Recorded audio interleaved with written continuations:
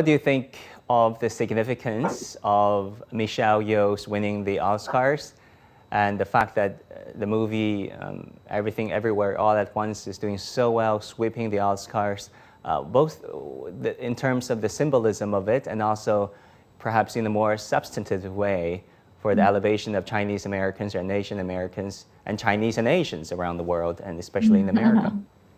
That's a great question. I think that symbolically it's very important because Asians have never won until now.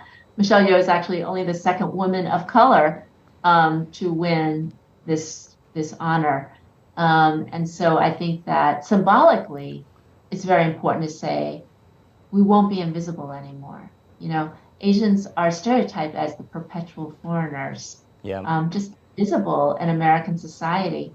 And so the symbolism of it is very powerful.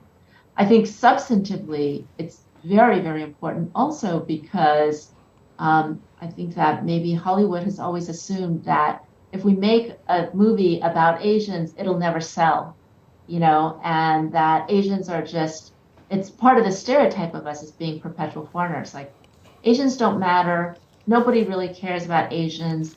It's too big of a financial risk to invest in movies about Asians. And what this shows is that Asian-themed movies can be very commercially successful. So I think the substance of this is also very important.